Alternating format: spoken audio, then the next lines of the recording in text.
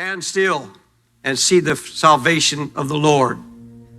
What would you think are the two most common words that Christians use when they're in a panic or in a crisis? Do something. Do something, Lord.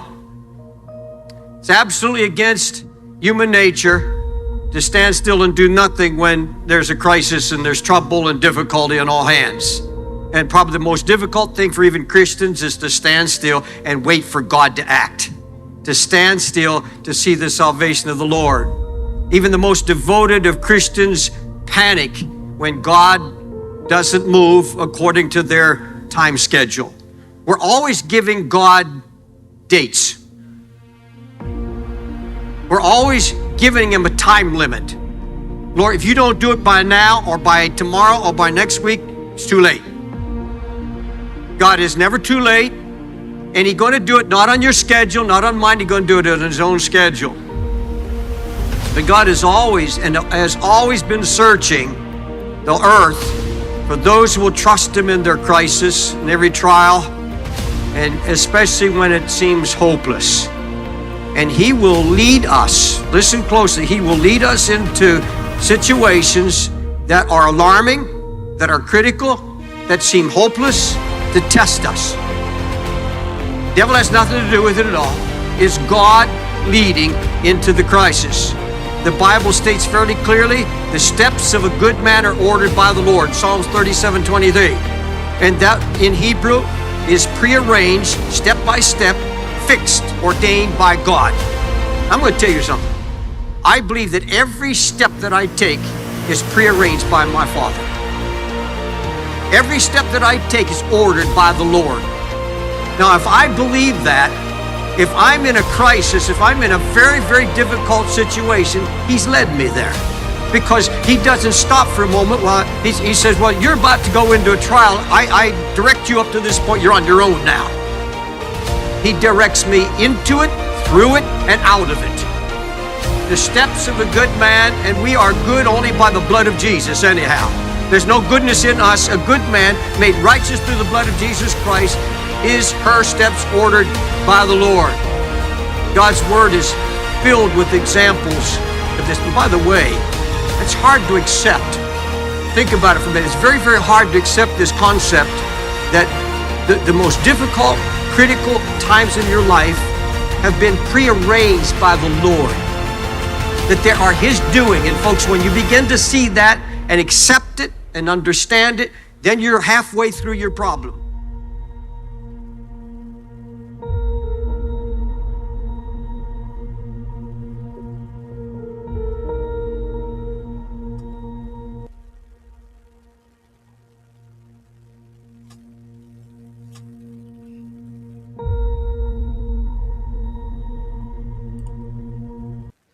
All right, and welcome to Proverbs Guys Ministries. We have a really exciting show for you today. As you could probably tell from the thumbnail, today we're going to be talking about life after Dinosaur Adventureland, but really that's a little bit misleading because we're going to be going into a lot more detail about life at Dinosaur Adventureland and what that looks like and if you would recommend it to anyone else. So since I'm well known around here, Rich, I think I'll let you start with how you ended up at Dinosaur Adventureland, what brought you there, and what your first initial experience with Dow was. Well, first, let me say this. This is kind of on my heart, just listening to the intro and peaceful John Williams music you had going on in the background. You know what I really love about the Spirit? At times you're just overwhelmed with peace, knowing that all the stupid junk you've done in your past is remembered no more. You just at peace, knowing regardless of what you go through, God is right there with you the whole time. I wish I would have realized that years ago that the amount of stress I went through in life wouldn't even matter. Just being in the presence and the peace of God is just very rewarding. Yeah, amen to that. So let's see here. How did I hear about Dinoland? I might as well just start at the beginning. So I won't go into these details, but after one of the most difficult years of my life, and I moved away from Colorado back to Nashville, Tennessee. Was just starting to get settled in there, had a job lined up, had a place lined up, and I had 2 days until I moved into my apartment, about three or four until my job started.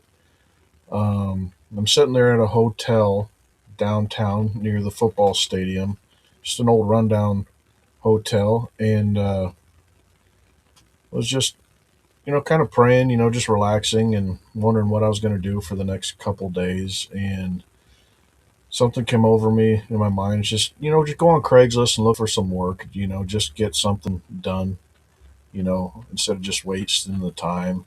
And I found a job for 2 days helping a guy build a cedar fence around a piece of property. Well, I headed out there, and the second day, didn't know what he was talking about, and basically ignored it for 3 or 4 weeks. So I started a job working at the Nissan plant, moving semi trailers around, and there was a certain amount of downtime. And as a truck driver, you need time to really things to occupy your mind to make the days go by quicker. So finally, one day, I pulled it up on YouTube, started listening to it, and I was just mesmerized. I was like, finally, somebody, who has a brain who can actually, you know, bring up science, from a biblical point of view. And I was almost hooked instantly. And I started listening to his entire seminar series, just loved it so much, almost put it on repeat just so I could memorize a lot of the things he's talking about. So, I could talk to people witnessing my faith, and when those questions come up and you're just dumbfounded, you didn't know how to really answer. um, so at the time I was also looking to go to school for aerospace engineering, and my cousin, who was a career National Guard recruiter, um, knew just about every college advisor in the city of Nashville, and introduced me to, in his opinion, the best college advisor in the city. And I went and talked to him for a couple hours and just picked his brain on what I could do to get that career moving forward, what prerequisites I could take at the community college, what universities I could transfer to. Um, I was just very passionate about it, right? They say you will never work a day in your life if you find something, that you love doing. And aerospace engineering fascinated me for about 10 years and decided to make a career out of it. Um, Around the time I was also transferred to a different job. I didn't really like that job at the Nissan plant and ended up working for a company called Siva, who hauled all the equipment and product around for Dell computers. And I was basically transferring stuff from warehouse to warehouse. And they got to a point where they were shorting me on my hours, and my bills were starting to pile up. I started getting late fees and all this stuff. And both of these things were happening around the same time. Um, so around, I think, the first or second week of getting my hours cut short, not cut short, I mean, shorting me the hours that I worked, I finally went in with cash in hand to pay for the first three classes of my school. And classes started, I think, 2 or 3 days from then, and talked to the receptionist, and they said, "Oh, we can't let you take the classes. You have this and this to take care of." And I was like, "Well, this recruiter told me I didn't need them, or this advisor." And I even talked to her manager just to confirm what was going on. Well, they said, "Yeah, we do understand the guy. We do know him, but he's wrong. I guess they recently changed something. I don't remember. It was quite a while ago." But panicking, I was driving all over the city to try to get these last things taken care of. And the day before classes started, I'll never forget it. I was sitting there in the library at the computer, and I was just at the mercy of God. I was like, "Lord, just sitting there in prayer. Like, I thought this was your plan for my life. If it's not, I need a sign. I need something because I don't know what to do. You know what they say about making plans? It's if you want to make God laugh, tell him the plans you have for your life. Right, right. Um, but I mean, his timing. This is also testimony where I think this shows that God's timing is divine. 2 months before that, I decided to reach out to Dr. Hovind with some thoughts that I had on some things he was talking about, and I sent him that email. And as soon as I was done praying there at the computer, literally I said "Amen." About 3 to 5 seconds later, there was a chime on my phone. It says, "You have a new voicemail." The ringer was on, but the phone didn't ring. So I stepped outside to, I was smoking at the time, to have a cigarette, and leaned up against a brick wall, um, checked the voicemail, and it was Dr. Hovind replying to um, that email I sent. And God got my attention. So I was dealing with the stuff back over with Siva, and a couple weeks later, standing up for myself, doing a one-man protest, I got fired. Basically, I was asking them to, you know, make things right. Give me, pay me for the hours that I worked, and I basically told them, I was like, my bills are behind. I'm late on my rent again. They just didn't really seem to care, so I did a one-man protest. I said, I'm going to go sit in that truck, and I'm not going to move anywhere until you guys cut me a check. And finally, around lunch, I got a phone call. I was like, okay, Richard, we got your check. We have all the hours for. Come in, and we'll give it to you. I stepped into the office. They gave it to me. I checked it with my records. And I was like, it was there to the penny. I'm like, perfect. Thank you very much. I got a good work ethic. Let's go. Where do you want me to go? What do you want me to haul? Like, oh, by the way, you're fired.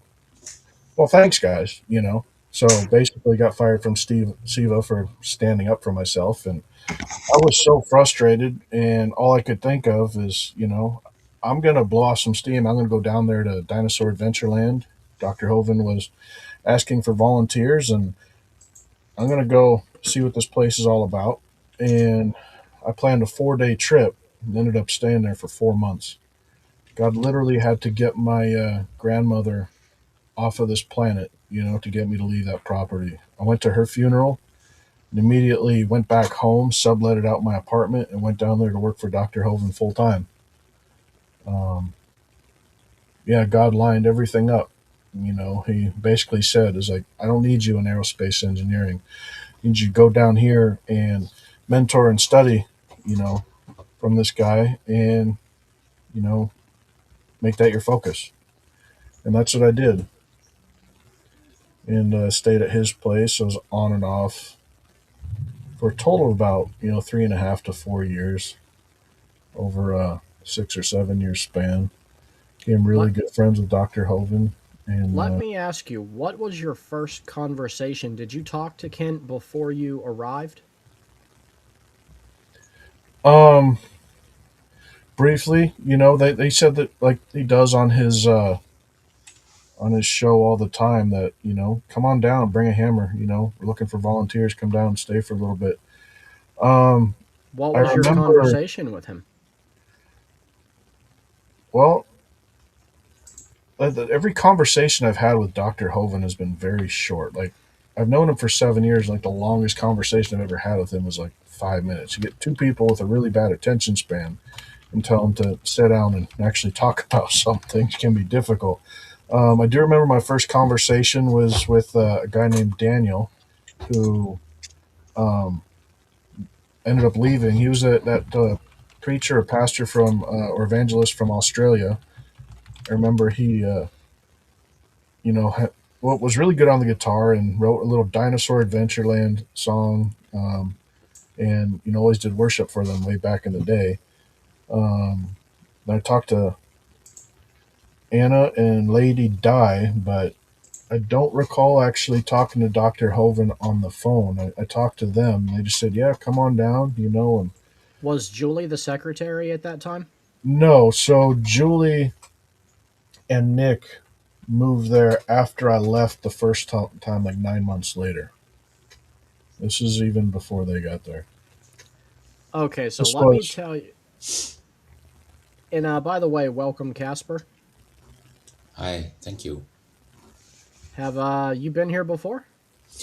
Nope, Have you ever been by Dinosaur Adventureland? nope.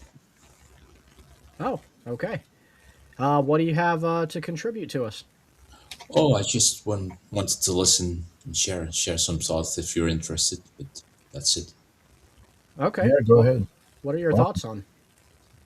Oh, not yet. Maybe you can ask a question, or I can go.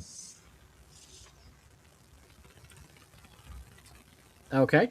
All right. So Rich, let me tell you my first conversation that I had with Ken. So I grew up watching his material as a kid. It was even Hmm. part of some of my homeschooling work. So I've known who he was my whole life. And I was a big fan. And when I found out he was out and back, doing his shows and I found him on YouTube, I was thrilled. And I had introduced him to my friend Kenny. And we both binge watched his shows. And you know how you impersonate people, but it's like admiration. Well, we would see which one of us could do a better Kent Hovind accent. The hey, Kent Hovind and the crew here at Dinosaur Adventureland, and Right. we would just see who could do it better. So Well, can I ask you a question, please? yes, So you guys think creation offers a better explanation for life on Earth? Is that it? we Instead of do. evolution. Yeah, and we have a lot of panels where we discuss that, and you're welcome to come on any of them. But we're trying to keep this one focused on life at Dinosaur Adventureland. Ah, okay. Then I'll be off. Thank you. Have a good night. Hey, you too. God bless, Yeah. and definitely come back because we do a lot of these panels. Real quick, let me throw this in there, Casper. My opinion as a creationist, Oh yeah, I yeah. believe God is the only explanation for why life is here, because physics will not allow life to create itself. Ah, that's clear. Yeah. Yeah, I'd love to have a conversation with you about that some other time. Um, That's good. Thank you. you're very welcome. Bye bye. Have a good day. All right. Hopefully he comes back at one of these panels. So yeah, as I was saying, like me and Kenny, we would practice and see who could do a better Kent Hovind impersonation. And Kenny ended up going to Dow about a month ahead of myself. And he kind of helped pave the way for us to go there too. And eventually we did. But I got a call one day just before I was headed that way. And I answer the phone and I hear, hello, hello, this is Kent Hovind. And I thought that it was Kenny doing a Kent Hovind impersonation. So my reply to that was, "R and this be Long John Silver." And then, and then Doc says something along the lines of, "Excuse me," and I panicked and I hung up on him. That was my first call, and then he calls back, and I'm like, "Oh, hello, yes, Doctor Hovind." He's like, "Man, brother, I think I just called the wrong number. I got a hold of a Long John Silver's." Oh man, Yeah, the guy has one of the best sense of humors out of anybody I've ever met in my life. he Nowadays, does. you call him, he's like, "Hello, is this the guy who answered the phone?" Yeah, yeah, I've heard that one quite a few times. Like, He no, loves that. it's not actually. No, this is somebody else. All right, so you show up at Dow. They get you in a cabin or they throw you in the man cave. Well, so they've changed the number of the cabins, but so it was the old cabin four. Um, that was the man cave when I was there. I mean, maybe enough to house like 8 people crammed in there. Um, so which one's cabin four? So it's the cabin that is closest to the modern dining hall. Okay, I think that's cabin 7. It's I think that's the hen maybe. house now. That's where they put the single ladies. Yeah, Or yeah, it used to be. Now it's under the Meister's house. sure. But okay, yes. So that's the cabin they put you in. Yeah. I remember during I showed up right around lunchtime, I think, and they said, so the second entrance, what used to be the dining hall, which is now, I guess, where they house the family who's working in the barn, right? So Mm-hmm. that used to be the dining hall. Half the rooms weren't there. They basically ate on a dirt floor. They showed up, and Lady Di was in there, and I was in there. I think Anna and one or two other people, two other staff. But I remember seeing, some people will, roll up, cash and then put a rubber band around it, stick it in their pocket or whatever. Mm-hmm. There was one of those just randomly lying in the middle of the table, and I remember my boarding school instructor used to do that. You said, some friends used to do that as a test growing up. If you want to trust one of your kids, just randomly put a $20 bill out there on the table. If it disappears, you can't trust the kid's friend, never have them over anymore. But that was a thought that, was going through my head. And I remember asking Lady Di, I was like, can you break a 20? Do you have like, a couple of tens or something? She's like, no, why? I was like, because I want to take some cash and put it around that little thing you got setting out there, just add money to it, and just a look on her face. Like I read her like a book. I knew exactly what was going on. But from that point, I guess they started trusting me with things. And I don't know, just almost immediately, I felt like I belonged there, it's just, I've never been to a place where everybody was a believer in Christ and everybody had your back. And it was just so peaceful. Again, it was so difficult for me to leave. I planned a 4-day trip and was there for 4 months. I felt like I belonged there immediately. So that's your first impression. Who was like in management positions at that time? Obviously, you always have Doc at the pinnacle, but going down from there, what was the infrastructure? Who was in charge? Um, so this was right after Dr. Hoven left Mary Toko Or Mary before she Toko left started. Doc? Yeah, that's right. That's what it was. It was like a month or two after that is when I got there. Um, Cindy, I guess at the moment just left and That's hadn't right, because come. she left and came back. Yeah. Um, Lady Di was there. We can get into my theories about who she really was. Okay, Um, I would actually like that. What do you have? well, so I've run into a couple people who I believe were there sent by other people, whether they're atheists or people just to keep an eye on Doc, because the guy is open about it. He says he has an IQ of 160. Well, for comparison, so did Stephen Hawking and Elon Musk. So neat, and they say if you have an IQ of 105, you are among the top 1% of intelligent people on the planet. And he had an IQ of 160. Very brilliant, and the paranoid schizophrenics that we have in the CIA or whoever that run this country, have to keep an eye on intelligent people like that.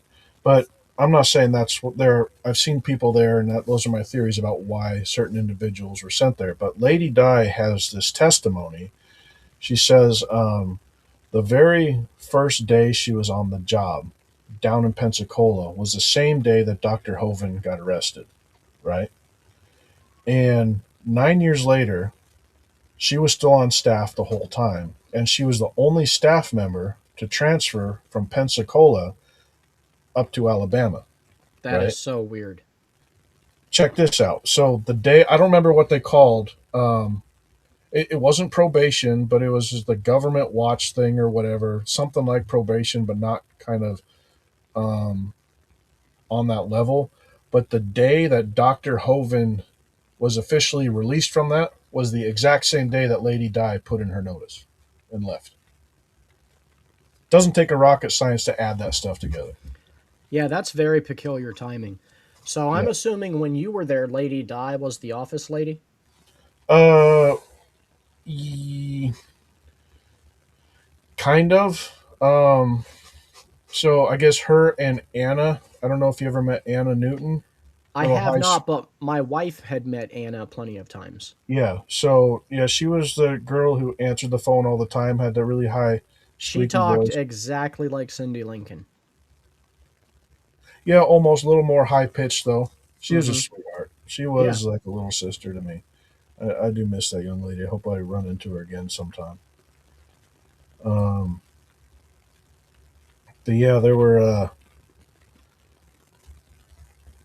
I'm trying to remember who else was there. I met like 1,500, 2,000 people by the time Because, I was there. see, People. I got there in April of 2020. Okay, And 18 was my first time there. no, Spring. you know what? It would have been right before April. So I guess it was about March. I would have got there around March. And when I got there, Julie was the secretary and pretty much ran the whole office.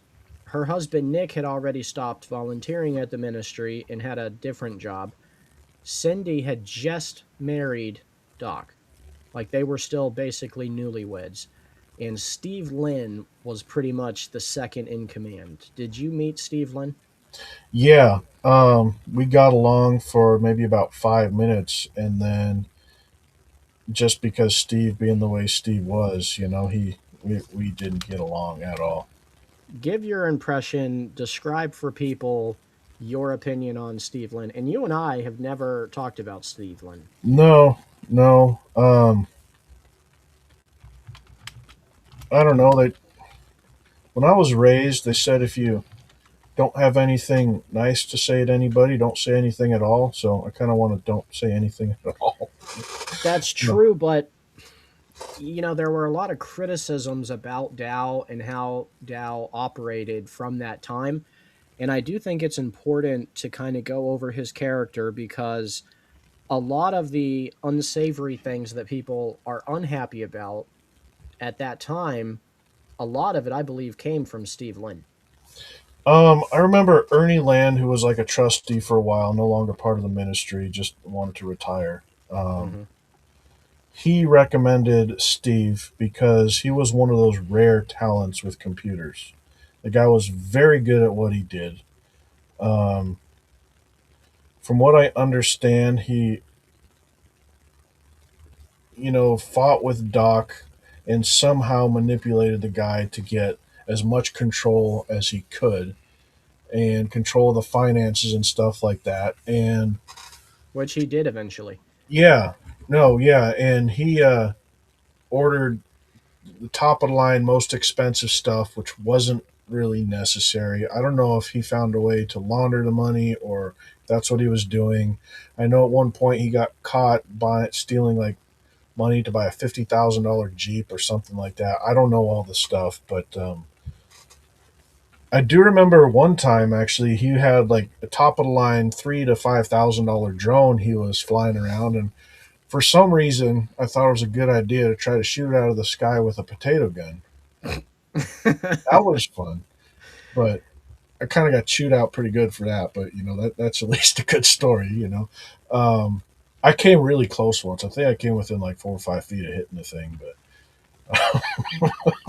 yeah, he wasn't. Steve wasn't too happy about that, and then Doctor Hoven and I had a good conversation. That was probably the biggest warning I ever got. Um, but it was too long ago to know exactly why Steve and I didn't like each other. I guess he was just the type of person if he saw anything wrong, or he saw that you're getting on Doctor Hoven's good side, he'd do something just to kind of throw you under the bus and make Doctor Hoven not like you. He was, I guess, he sucked up to Doc and was his best friend and used that position to make it his place, you know. And anything that he said basically went because Dr. Hoven believed anything he said. Yeah, he was in the tech department, and when I arrived, I don't even know how much of the stuff he was doing Doc was even aware of, because for some reason, Steve had a lot of control and no oversight. But Doc found out that I had a background in tech, and wanted to see if I could be of use to Steve, helping him in the tech department. And I told him initially, yeah, that would be awesome. Like, that's a dream, right? Because most people show up and you automatically go into laboring. So going right into the tech department, that's a dream. Like, all of us can't have Joseph Shackelford's amazing job. Yeah. And so I was psyched. And one of the first conversations we had on the phone, and this is public somewhere, I released these texting conversations in YouTube videos back when I was anti Steve Hoven and we were trying to hurt his reputation and trying to draw connections between him and Steve and kind of blaming Doc for stuff that Steve had done. Well, Steve asked me if I would be willing to help him plant bugs in the different cabins to find out Hmm. what people were up to. And See, that there was this one time that Steve actually bought a device to look for those bugs because people were getting some information that they wouldn't have unless they were there in the ministry. I believe it was Freddy. I believe one of the biggest rats that ever went through Dow was Freddy. Really, he and I I were good friends. I never suspected that. I never trusted him. And what really sealed it for me is when Cindy Lincoln was paying me to help her take Kent down. I worked for her She for was about a paying year. you to help take Kent down. Oh yeah, dude, like very handsomely. And we were.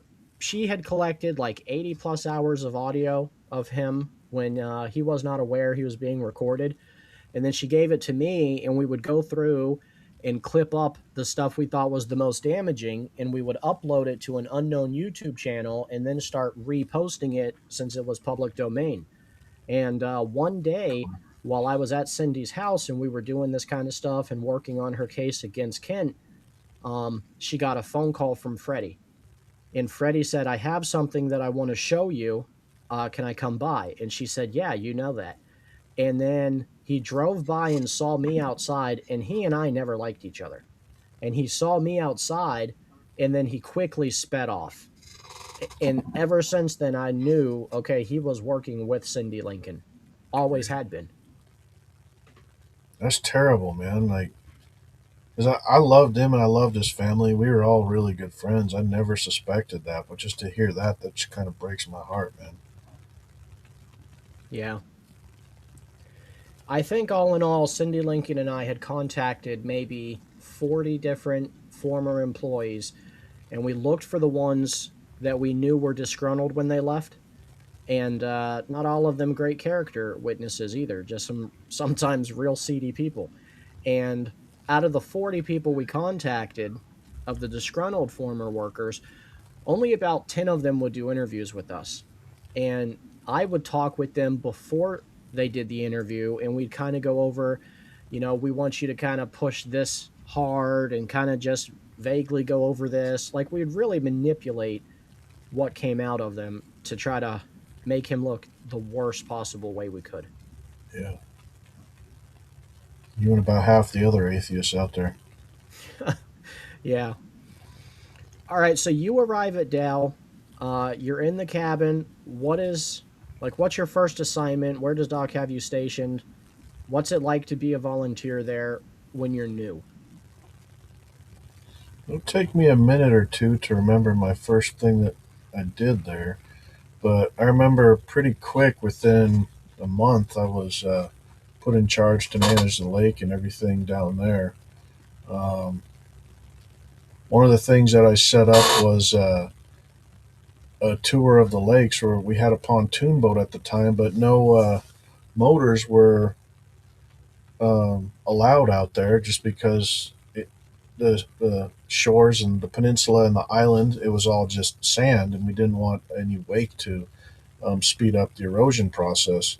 So basically, I took a little trolling motor, mounted it on there, and ended up getting a diesel battery from one of the neighbors, and ended up purchasing a little charge controller and a solar panel, and set it up right there at the dock so we could constantly have juice set up for that. And basically, when we had a crew um, or a bunch of kids show up, I just do a little tour around the lake. I think, geez, I had maybe about almost 20 high school kids on that thing at one point. I'm surprised the thing stayed afloat. But,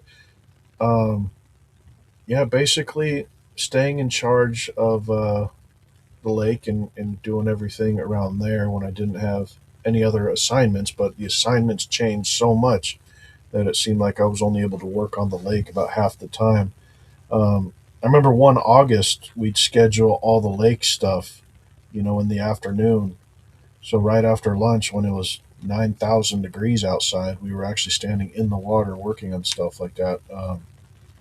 Man, what was my very first job that I did when I was there? I don't know. It might come to me later during this interview, but I can't think of what it was off the top of my head. All right, so with any big family, siblings tend to gravitate to certain siblings. You end up with little cliques. Yeah. And Dinosaur Adventureland is a big family. And Oh yeah. obviously, there's cliques. And whenever you have cliques, that causes infighting. What were some of the cliques when you were there? And were there certain people that you just absolutely didn't trust from the get go, and why? Well, Steve Lynn was one of them. Just because of the attitude. Um, I have. I try to trust everybody. And try to be friends with everybody until they really give me a reason not to. And then I still try to be forgiving. I don't really like to hate on a lot of people, but there wasn't really a whole lot of that. Um, when Cindy and Dr. Hoven got married, me, Freddie, and several of the other guys, tried to warn Doc about that. We just saw her for who we thought she really was, and it ended up getting to a point where Dr. Hoven at a meal one time said, "Look, what I do in my personal business, who I want to marry, is nobody else's business, and leave it at that." We're like, okay, we said our piece, and we wish she would have listened to us. Let me ask you Um, this, because I heard that Doc pretty much announced in a meeting that he was going to go into town and try to find a Mrs. Hoven, and that Cindy Lincoln kind of timidly raises her hand and says, "I'll marry you. Like, take me as tribute." And that's how that unfolded. Is that true, or how did I that happen? I don't remember that conversation that Doc had during the meal. Um, so I'm speculating a little bit because when she was first there, was before, my time. From what I understand from this guy who used to donate a lot of money to the ministry, and he did a really amazing job supporting them. So when Cindy moved out there, so it was cabin 10 at the time. I don't know what it is, but it's that little 10 by 10 cabin that has that walk in closet extension and then another cabin next to it that are basically overlooking the pig pen right now. Hmm. Um, so Cindy bought that little thing and parked it there because she wanted to, I guess, move there full time, and ended up hating Dr. Hoven and begging this guy, Thomas, who was the guy who was donating money, to buy that little cabin from there because she just couldn't stand Doc and just hated the place and wanted to get out of there. So she did sell the cabin. It did become um, ministry property, and then she left. And then months later, she came back, and I don't know the details, but they started catching an eye for each other. And I was actually one of the first people to stumble across them on their first date. They were up on the sand dunes, about where the cross is, kind of down a little ways, is before the cross was put there. Hmm. That's another testimony that I'd love to share. Putting that cross up there was awesome. But I stumbled across them, just cruising my four wheeler, just hanging out. And I was like, oh, okay, what's going on? They were just lying on a blanket, having a little picnic date, looking up at the sky or something like that. And then word gets around really quick. You tell one person, and then 5 minutes, the entire camp knows. Oh yeah, Of course, gossip starts back and forth and all this stuff. that is a plague of Dinosaur Adventureland, the gossip. Yeah, I mean, it's, any small family, there's a lot of it. Um, yeah, but I don't know all the details about how they got married, but yeah, they ran off to Florida. week or two later, and announced that they got married, and it is what it is. And Don't you think that's weird that Cindy Lincoln would sell that cabin and try to get out of there as quickly as she can because she can't stand Doc that much? And then what you say, a few weeks or a couple months, she comes back and I don't marries him? remember. It was months. It might have been like 6 or 9 months later. I don't remember That's exactly. still so weird, though, right? Yeah. What Like, what I what? wonder if she came back there on assignment. Possibly. She wouldn't be the first one. I wouldn't doubt it if Mark Stoney was one of them also. Do you think But Mark Stoney was all along? well, Because maybe afterwards because he was dealing with some stuff where his daughter, or his parents are trying to take his daughter away from him, they and he was had going through this. yeah, they had taken her, and Brady Byram helped him with his court case to get custody back. Yeah. I don't know. And then all of a sudden, Mark Stoney turned against him, with a lot of people. I don't know if that was just hate or he was part of the assignment, but he came after him, like you and Cindy were doing, just with a vengeance, and even turned against me. I did nothing but, love him as a brother. So I guess I was just friends and guilty by association. So he decided to just turn his hate on me, too, you know. The difference between me and Mark Stoney is when I was at odds with Kent, I attacked Kent. I never attacked anybody that I sat there and broke bread with and built friendships with. I didn't turn on the volunteers.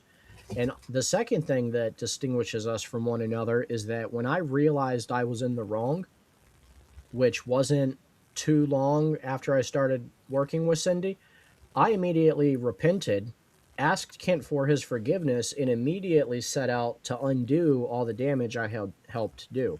Whereas when Mark realized, and you can tell in his interviews and stuff about when he gets it, he just doubles down. And then he turns bitter and starts going after everyone he claimed at one time was a friend. Just a lot of hate in his heart. I remember when I visited him up in Washington State. He lived in Walla Walla, Washington at the time, and I was driving an 18-wheeler over the road, and I mean that guy was stoned 24/7, man. He was manufacturing hash in his room, and growing some plants, which is legal in Washington. And eventually, when you're high every day, the enemy just takes over, man. And feel bad for the guy. Him and Mackenzie. We were good friends, and just out of nowhere, just turned to hate. I don't know. So, what's it like day to day at Dow? When you're a volunteer, is it an easy life? Is it hard? Do you think anyone is cut for that kind of work? Well, it depends on your outlook and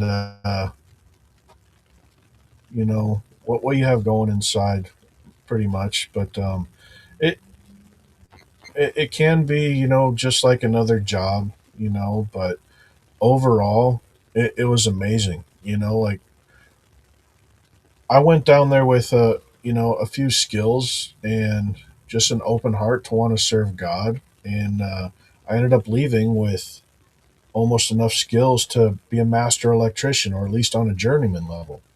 You know, there's so much to learn. You meet so many amazing people. And yeah, I mean, you wake up in the morning, and you drink a cup of coffee. Breakfast is served by the local cook, whoever it is. There was this one guy, Anthony, who was like a five-star restaurant chef. He was really good. We ate very, very well.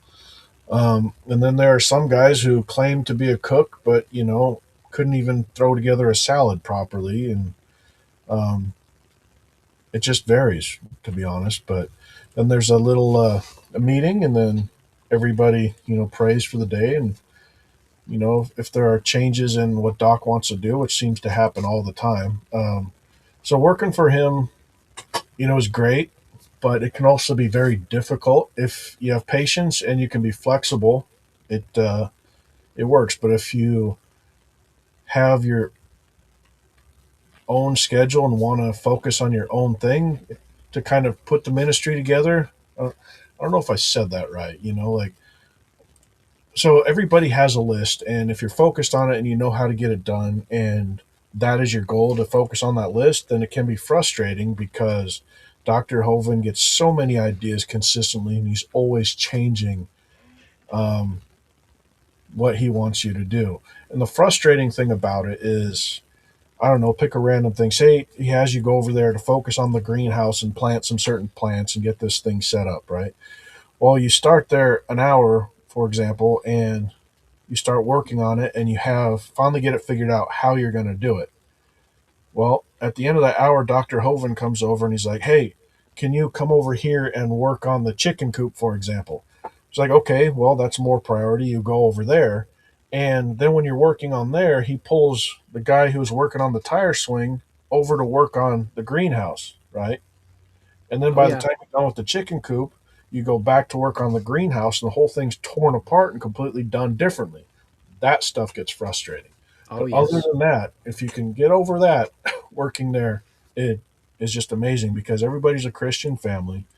There's mostly love there. Yeah, I mean, there's a lot of gossip and drama like there is in every functional or dysfunctional family. But then you have lunch halfway through the day, and that's usually when Dr. Hoven goes and takes a nap and then works on his PowerPoint. And then you have dinner at 5, 6 o'clock, and then after that there's his Bible study or his church service, which goes on 6 days a week. So there was a lot of time to get close to God and spend in the Word and stuff like that. And I've had some people come over and say, "Well, Doctor Hoven's just a slave driver," and it's like, "Well, you're here to volunteer.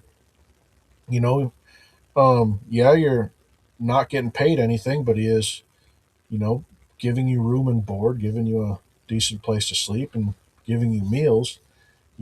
This isn't a place you can just come and hang out. And a lot of people who didn't want to work and just thought it was a place they can just hang out and be lazy got ticked off because you had work to do, you know. Um, Did Kent work too? Does he no, work as hard as his staff? shoot, I've seen him outwork people in his 20s, man. Um, in his 60s and 70s, the guy has an incredibly amazing work ethic. We were working on an extension off of the science center, and it was me, this guy Jeff, and Dr. Hoven were putting these beams up. This shows you how distracted he gets. You put this really heavy beam on your shoulder and you climb up this ladder to set it on this telephone pole. Well, halfway up the ladder, Dr. Hoven gets a phone call and gets focused on that and walks off. You're like, Doc, come back here, because his job was to get up there and screw the thing into place. And you're holding this very heavy beam. It's so much fun. But yeah, the guy works his butt off, and then you know, he doesn't, I guess, get to the point where he breaks his body, but being at 70 years old, he'll take the afternoon off and, well, not off, but he'll work on his PowerPoint for that evening and spend 3 or 4 hours doing his TV show that evening and do that. So every day he jump back and forth. And the guy is nonstop. He doesn't stop working. He's just go, go, go the whole time. And it's hard to keep up with him if you can at all. Do you think he is? Do you think it's good to work for him? Like, do you think he works you too much? Do you think, you know, what do you think of him as a boss? Um, So he's one of those guys who knows how to get things done and knows how to get things done well and knows how to get things done fast. Since he's very high paced, he has that high paced expectation of everybody. So, yes, he's a good person to work for because he's very motivated and he has a good vision. At the same time, if you're not used to that and you're used to something a little more slow paced, it might not really be for you, you know. Um, I've seen some people not let go, but kind of moved around until they can find something that works for them who can't always work that fast paced. And sometimes I've seen people who work their butt off, and take a 5 minute break and ask anybody who's ever been on a construction job site. That one time you decide to take a 5 minute break because you finish something is when the boss walks in. Then Dr. Hovind will see them and kind of lecture him out. And then three people need to come over. It's like, he just sat down. He's not lazy, but he's just motivated and wants people to keep going. And it's that kind of work ethic, that how that place has, you know, become what it is in such a short period of time. I almost want to compare him to Elon Musk in that point of view, because if you I follow, what SpaceX is doing down in Texas all the time, building that rocket. In 6 years, they built this entire spaceport, you know, with that go go go, let's not stop attitude. And it's just, I guess, some of those brilliant people have that vision, want to get things done and are motivated and know how to do that, and motivate people and organize them to get things done. So yeah, it depends. Overall, incredible person to work for because he's so intelligent and you can learn so much from him. Um, So when you go on YouTube and type in Dinosaur Adventureland, you have some testimonials about how amazing it is. And you have some very bizarre, alarming accusations that range from child trafficking to escort trafficking to drug trafficking to the most bizarre claims of bodies hidden on the property and coolers. And you've been there multiple times. You've been up in the ranks and trusted. You've been in the inside circles of Kent Hovind. Is this sort of thing happening there? we've had um, atheists who hate Dr. Hovind so much they call up every business in the county and the nearby cities saying, "You have a cult in there. Do not do business with these people," and just say nothing but lies and evil stuff. So the way I see it, I don't remember the scripture that backs it up, but if you're doing something for God and you're making a difference in the kingdom of heaven, the enemy's going to come after you. If you're not doing anything, you're just sitting idle, the enemy's got you right where he wants you, and he's just going to leave you alone. To me, as much hatred and as many attacks that man gets on a monthly, weekly, yearly basis or whatever, shows me that he's doing a lot for the kingdom. Dr. Hovind even says this about himself. Like, yeah, I'm the most hated person on the internet. Um, it's just because he's right. And I think his tactics could be a little better if he goes out and calls every atheist an idiot and dumb and that what they believe in is stupid and all that stuff. Yeah, you're going to tick a lot of people off, you know. But he's one of the most intelligent people on the planet. And he's an independent thinker that is not controlled by the powers that be in this world. And he's right on many of the things he does. He sees, the BS lies that go on, and he sees the the deception and the evolution theory and uses that platform to try to get people saved. Somebody's got to stand up against it, and he just happens to be that person. He's got very thick skin. According to people like Mark and Cindy, there are VIP suites where pedophiles just lounge around with kids on chains. And I guess my question for you is, where did you guys hide that? Where is that lounge? Since I don't have a smart aleck remark about it, it's all fake. There's no such thing going on there. It's not a cult. It's just a campground full of Christians trying to build a theme park to glorify God and His days of creation. My question for you is, in your heart of hearts, when you live with people on the same 147 acres for a period of time, and believe it or not, 147 acres is not big when you're sharing it with 40 people. You get to know them, you eat with them, you fellowship with them, you tell them things you would never tell anybody else, and you get to know the character. And with the type of people that you met through Dinosaur Adventureland, if there were young women or children in danger, do you believe that the people you associated with at Dow would have looked the other way or No, let harm come. no, those people would have picked up the phone immediately and, saved those people's life and got them taken care of. Me being one of them. If I saw anything like that going on, that place, I loved it so much, and I understood the attack, that Dr. Hovind was going under. If I saw anything illegal like that, you know, we we do not tolerate that stuff. None of them do. All that stuff is lies. None of that stuff goes on. Bodies aren't buried out there. There aren't pedophiles being, you know, hidden in certain cabins of luxury. No. Now, Cindy see, Link, okay, um, this might be where some of the stuff comes from. So, Dr. Hovind has a very open heart, and wants to help people. And he opens his property to everybody. Doesn't matter who it is, doesn't do a background check on them. well, he Uh, does now.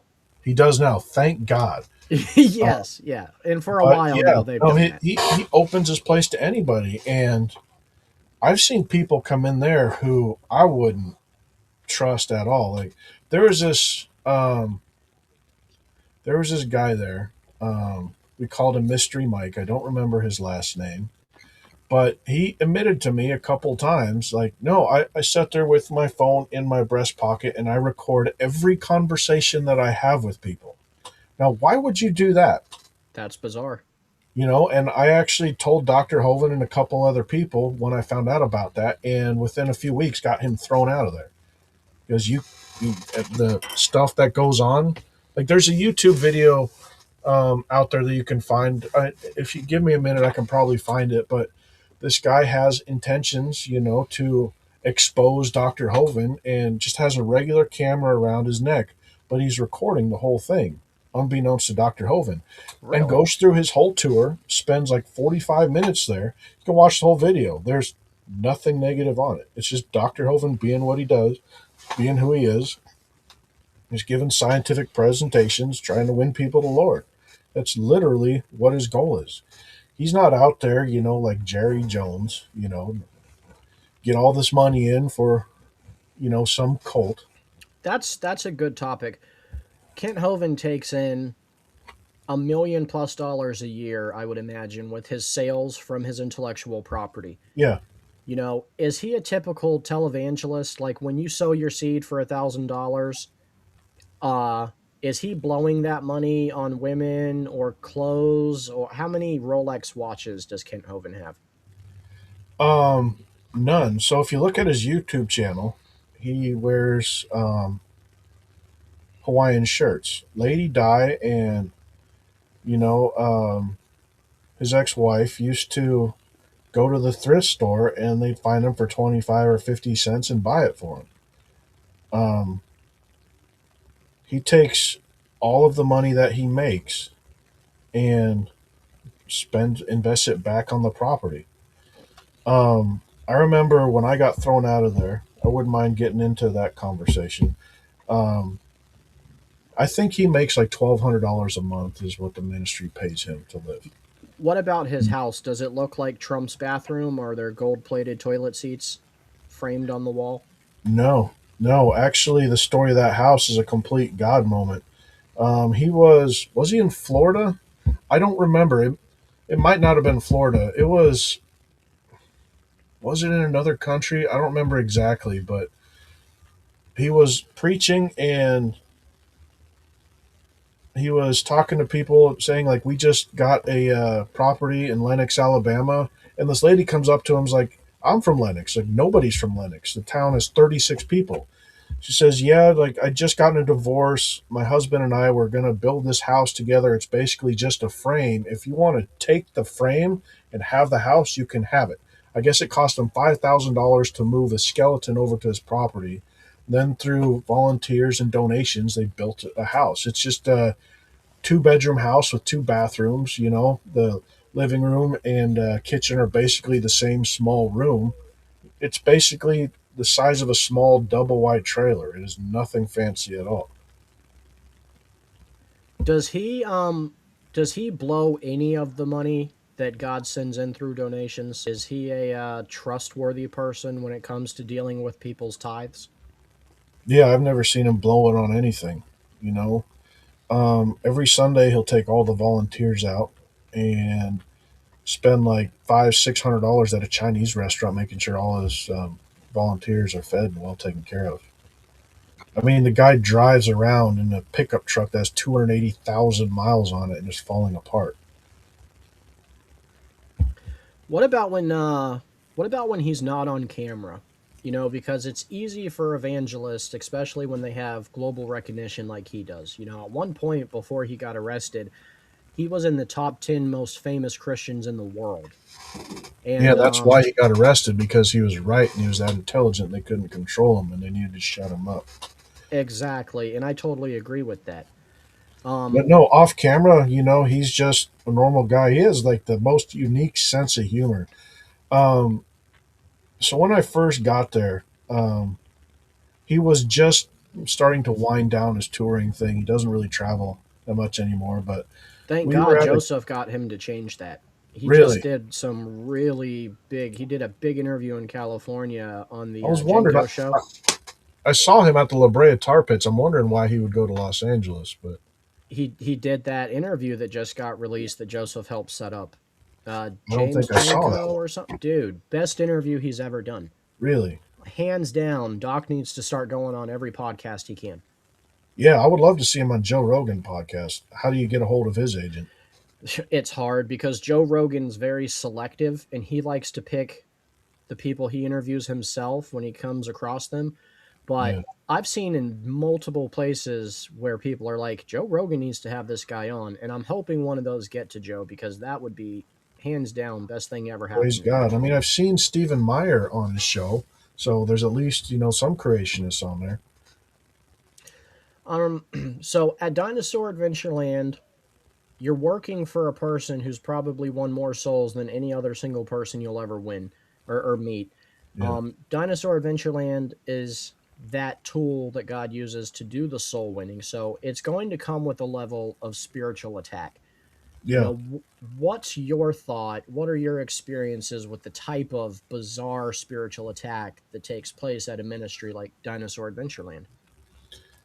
Around COVID, we had atheists who were just diagnosed with COVID show up there just to get everybody sick, and he succeeded and then left.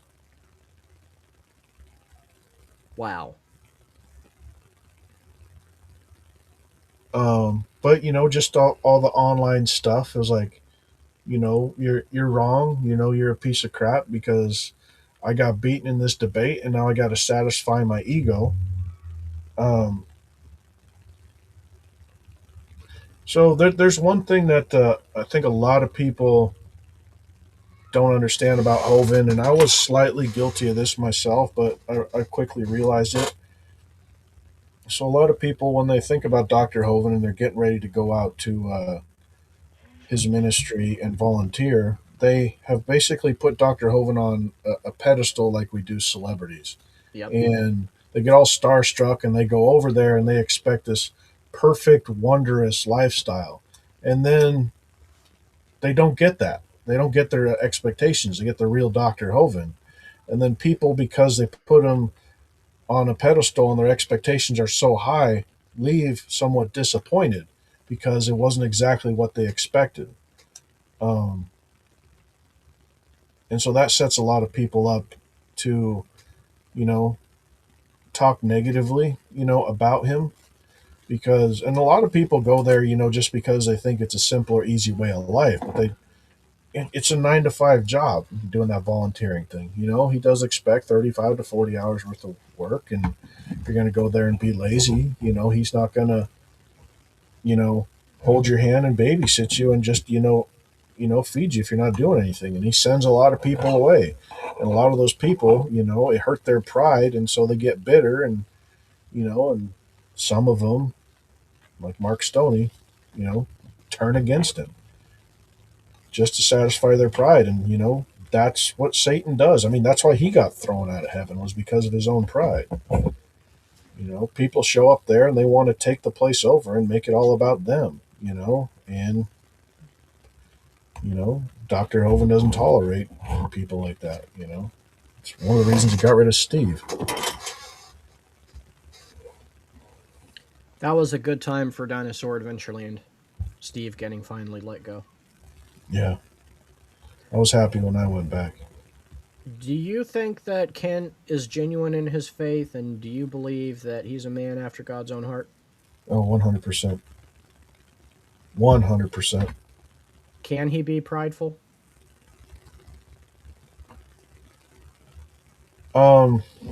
I got to answer this very carefully. Why? Well, I'm trying to find the best way to articulate it. So, like, you want to find pride in your work, right? Like, if you do Yes. something, you work your butt off on something, you feel good about it. From that point of view, I guess Doc does hold a little bit of honor and pride towards what he's done, but most of it is for God. He's not, you know, a complete prideful jerk. Like he's doing that entire thing for him. You know, he is overall doing it for God. And he's got his focus on his dream. And what he wants that place to be. You know, and sometimes it can be difficult, I'd imagine, for him. Like he's gotten so used to donations coming in, people volunteering for that place, that sometimes it seems like he takes advantage of it. Does he take advantage of people? I don't think he does. Um, does he He take push some advantage of of the them too hard? opportunity that there are people there to work out of him, and he tries to get as much work done from people that go there to volunteer? Yes, but I don't think he takes advantage of them personally. Do you think he can push too hard at times? Maybe. I'd have to really think about that more to give you a more definitive answer. I guess it depends on how you look at it. Again, he is a really fast paced, and sometimes he does expect everybody to work as quick as he does. So maybe from that point of view, it could seem like he's pushing people too hard. Yeah. If I was to, let's say I'm a believer, I stumbled across Kent Hovind videos about a year ago, and I've had it pressed on my heart to go to Dinosaur Adventureland, and by the grace of God, I stumble upon this video that we're doing right now, and they reach out to Theories of Creation, I do, and I say, Rich, I have a family, it sounds great, it sounds like the kind of place where God's children ought to want to live and build. Should I take my family there? Can I safely take my family there? Would you recommend it? Should I sell everything I have and go? Oh, 100%. Um, Why? because it's an amazing experience, and you have a good chance, to really live as a Christian family in a community that really overall, has a heart for God. Now, there are two instances that I would like to talk about. One, a few years ago, there was a young child who was killed and drowned there in his pond, but that was neglect from the parents. So everybody understands, that like you have free reign on the place and there's no lifeguard on duty, and it's kind of play at your own risk type of thing. Well, the father, this was just after I left, and this is the story that I hear from asking and talking to many people about it. That and the parents even admit this.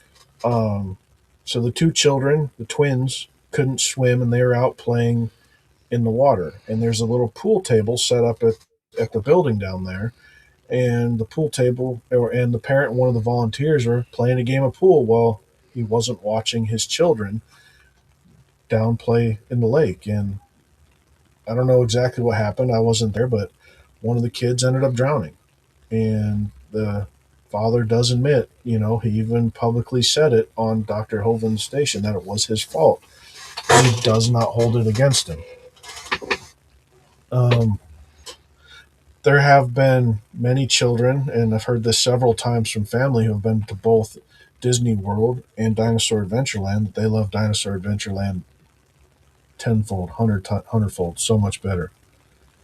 Um, I've seen people come in there on their honeymoon just to volunteer and work for Dr. Hovind. Um, do you think, can I step away for 2 minutes to use the restroom? Do you mind? No, yeah, you need to step away for 2 minutes. We'll Yeah, go I'll to need to. Be right back. That's all right. We'll go to a brief intermission. The lines are open. I've got the link out there. If you are someone who has worked at Dinosaur Adventureland, in the past, and you have an experience, or you want to come say, hey, this is a place I would recommend a family to start growing at, come on. Or if you've been there and you absolutely hate it, come tell us why. That's good too. I'm going to go to a brief intermission, and I'll wait for Brother Rich to get back. So I'll play a little short something for you guys until then.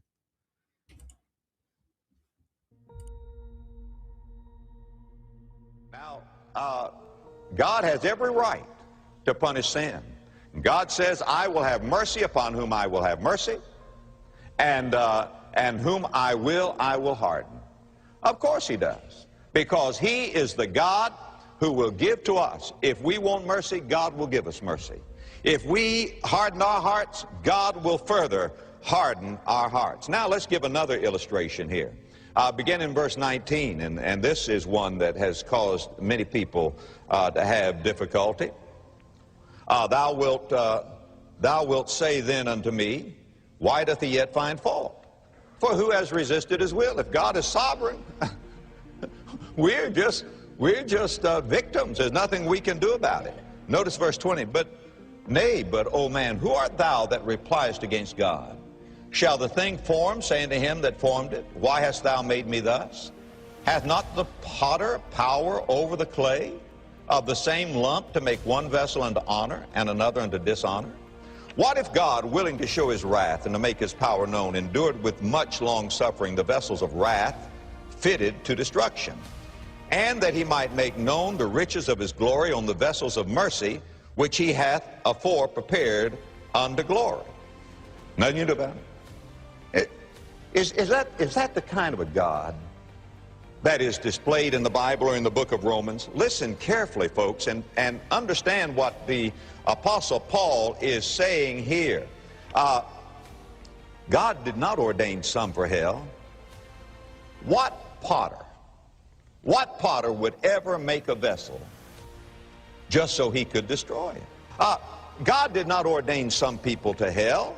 No. Listen, the reason that some vessels were destroyed is they did not realize the purpose of the potter.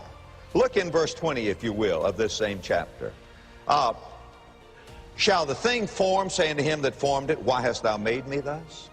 It doesn't say the thing created, but the thing formed. Here God is shaping, and some will not take the shaping. Look in verse 22. What if God, willing to show his wrath and to make his power known, endured with much long suffering the vessels of wrath? God, it was long suffering. God is forming, working, forming, but these vessels of wrath are not yielding to the hands of the potter.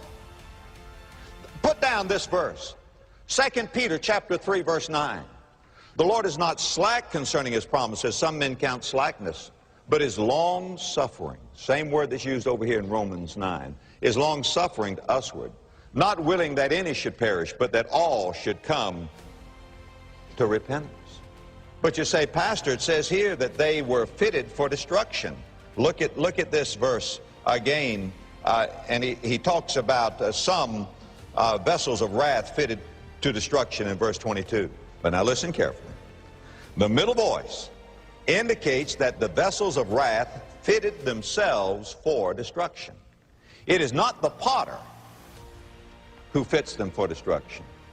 They fitted themselves for destruction. The potter was long-suffering. He did not create them, he formed them. But they were fitted, that is, they made Ready when you are, themselves. bro. All right.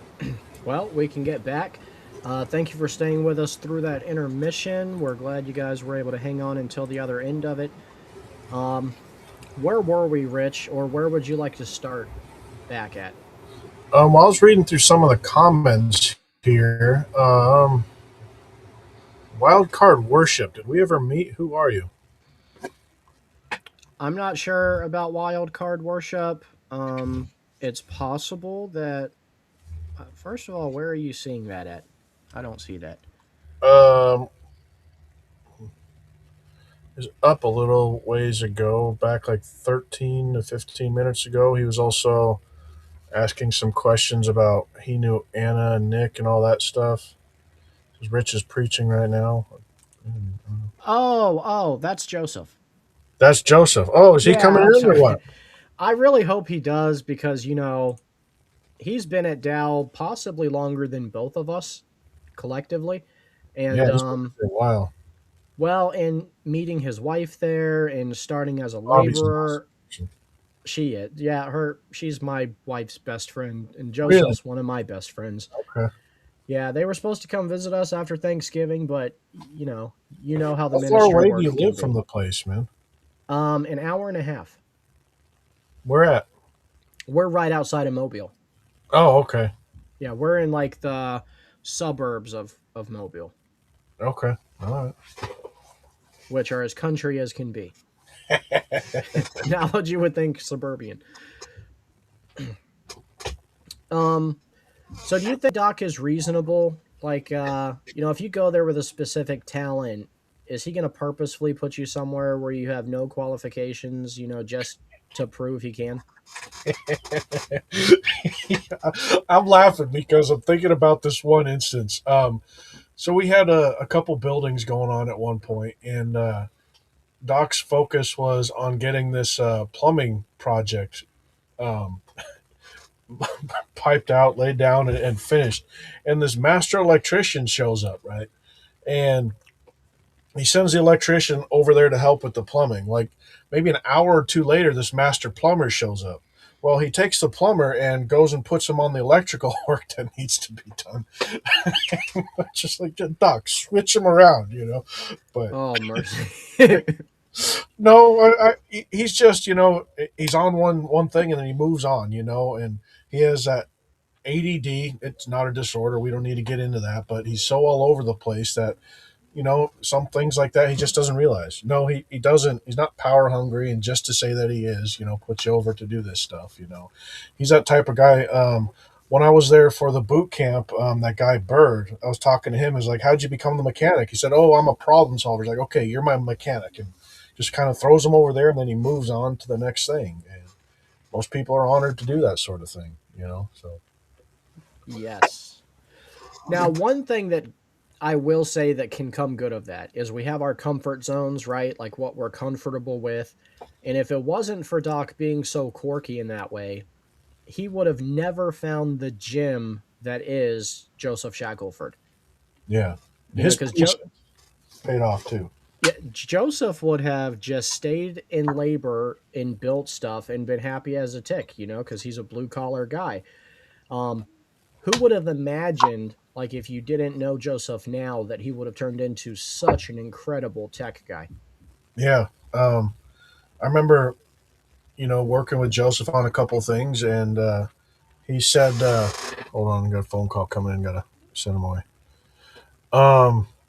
And he said, "It's like I know how to do all that stuff," and talking about Steve or some of the other guys who were tech guys, and he was just very patient, loved to be there, feel like he belonged there, and was just, I guess, I don't want to say at the mercy of Dr. Hovind, but he was again at the mercy of Dr. Hovind because it was his place and he was working for him, and whatever that Dr. Hovind would have him do, he just felt honored to do it and honored to be there, and God eventually put it in a position where Joseph's the main guy, and looking at how he's changed the channel, I mean, he's brought in a Dr. Hoven app, brought together Kent Hoven TV, is doing the QR code thing, has really brought a lot of amazing talents to the ministry, a lot more than Steve Lynn ever would have. And he's just humbly living in a little cabin and just working for God. He's one of the true talents. And Titus, that little 5'3" Chinese guy who's probably 65 years old, who's up there, the entire arc together by himself, basically. Old Titus. I love Titus. I've said this publicly and I'll say it again. The two best things to ever happen to Dinosaur Adventureland was Kent Hovind and Joseph Shackelford. And my prayer, and I pray this so hard, is that when Doc finally can't do it anymore, when it comes to that stage of life, that Joseph is the one who gets tapped on the shoulder to continue, the work, because I think he'd be phenomenal. Yeah, I've had people tell me, I don't know who these people were, but they just said, yeah, like somebody on the board says, as soon as um, Dr. Hoven passes away, they're just going to do away with the place. Like, you can't do that. That's too good of a ministry. Yeah. I don't think that's going to happen. I mean, it, you just look at the property. You look at what he's put together. You walk in the museum and all the thought that's gone into that place. You know, I mean, they have a Tesla coil setting in the entry room. How many places on Earth have a Tesla coil? You know,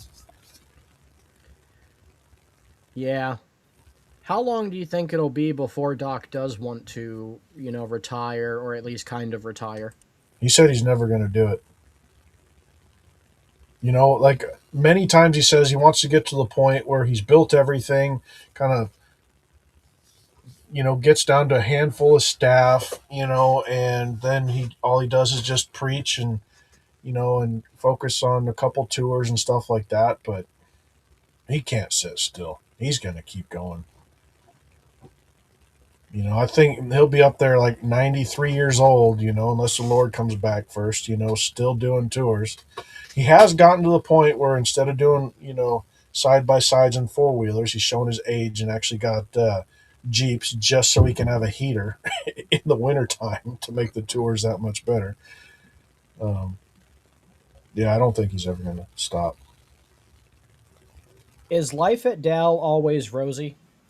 Is No. it the Andy Griffith scene where you see Andy and Opie walking down hand in hand with fishing poles? Is that what day to day life is like there? Well, about two or three times a day, you do walk by somebody who are whistling that tune, but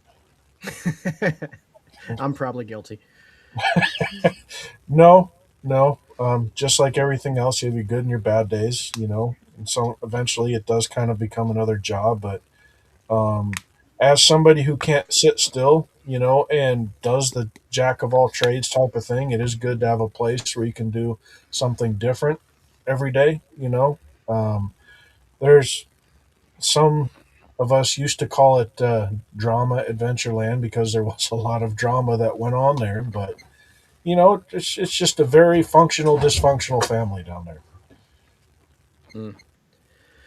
Yeah, and that's fair. Um, you said that there's good and bad days, and I know that to be true. There's days where you wake up and you legitimately could not think of any other place on earth you'd rather be than Yeah, serving at Dow. And then there's yeah. other days where you wake up and maybe you're having your man period, as soon as you get out of bed you're angry, you're like, "Man, who put this floor on the ground?" Um and you're just over it. Like, what are those days like? Do you remember? Um, there weren't a whole lot of them, but there were a couple people he didn't get along with, and a couple people that you didn't want to see, and things that you wanted to say but never really thought it was necessary tend to come out. But it's I don't remember enough of them. Um, there is one thing that um, does come to mind when you're talking about that sort of thing. It's kind of an overall experience. So after my first, 4 months there, when I was going up to sublet out my apartment before I moved back. I was driving through Nashville, Tennessee, and then I started seeing all the traffic and all the lustful billboards and all the distractions of the world coming back at you. It's just like, I want to go back, because Hmm. the Bible says live in the world and not of it. Right. Being at Dino Land is a place that is based around biblical principles and none of the distractions or most of the distractions of the daily city life and fast paced, and all the deceptive advertisements right in your face. All that stuff is gone. And that was It just one of the it most biggest part of it. Go ahead. it's like this is the best way I can describe Dal. It's like Mayberry in the center of San Francisco. You have all the world around you, and then somehow, in the middle of all the debauchery, you have this little pocket of wholesomeness. Yeah, I don't know what Mayberry is, so Mayberry from Andy Griffith. no. Oh, okay. Wow. I, I haven't watched that show since I was like, I don't know, 12. That was a long time ago, man. Yeah, thanks. No, I mean, look, that was a long time ago for me, you know. Yeah, Uh, yeah. I realized that all the songs that came out when I was like in my later teens are considered classics now, and I'm like, you son of a gun. Right. Yeah, That's humbling. it is. But it shows me a couple things, One, you're that much closer to heaven, and two, our existence is very finite in the vast universe. And 5 minutes ago, I was in high school. In another 5 minutes, I'm going to be, 85 years old. It's going to go by like that. A vapor. And before you know it, you're going to be at the judgment seat of God, you know? And are you You, going to the right place? What, like Dr. Hovind says, smoking or non smoking? you know the You type know? of battlefield that Dal is. You do put sweat, blood, and tears into projects, and the two projects I put the blood, sweat, and tears into is we were adding the addition onto the science center, the big addition in the back, and we built several cabins onto the lake house. What were the projects that you put the blood, sweat, and tears into? What did you help build? One of my favorite, most memorable um, projects was putting that cross up there. Um, not that, so this isn't me trying to be as selfless as possible, but we were up there on the sand dunes one day, and I was actually looking at the far sand dune on the other side of the lake. And out of nowhere, I was like, "Hey, Doc, you should put three crosses up there on that sand dune." He's like, "Huh." Then a couple weeks later, he's like, "I want you to take one of those 40-foot telephone poles down by where what is it the sling and Goliath is, where that little Yeah. netted cages. They had a bunch of 40-foot telephone poles down there, and we just had that little bitty John Deere tractor. Well, it took me 45 minutes to haul that thing up to the sand dunes because it's heavy and you have no traction on that sand, even with four-wheel drive. And as soon as I jumped in the John Deere, from the time I started, from the time I got that thing all the way up there, I had the old rugged cross was going on in my head, just on, Yeah. and I haven't heard that hymn in well over a decade. And it was just very humbling and peaceful that I kind of got that opportunity to do that. And then Anna's little brother Moses was there helping me dig the hole. First, we dig the first 6 feet, but we needed an 8 foot hole, so we had 2 feet left to go. And we hired a local guy with a track bulldozer or track front loader, and then we had um, the backhoe turned around, and we dug the 6 feet, but we needed to go 2 feet down, and I felt just piece of it, and I knew nothing would happen. But looking back on it later, it just seemed like a dumb thing to do, standing inside this 6 foot hole, about 2 feet wide, with post hole diggers, digging down at my feet, and then handing it up to Moses, who would take it up and dump the sand out of it. Oh my gosh. Oh yeah, I mean it was dumb, but just the whole time, we kind of had a plan how to dig the thing out just in case. But I just had that peace about me that just nothing's going to happen. Nothing did happen. And then I grabbed the bucket of the loader and they lifted me out of the hole, and then we cut the cross beam, cut it in a third, and then put it into place. And we were going to orient it another way. And as we were lifting it up, some dirt fell in, and then it slipped from the loader and then twisted and sunk right down and stood like perfectly level right where it is. And Wow.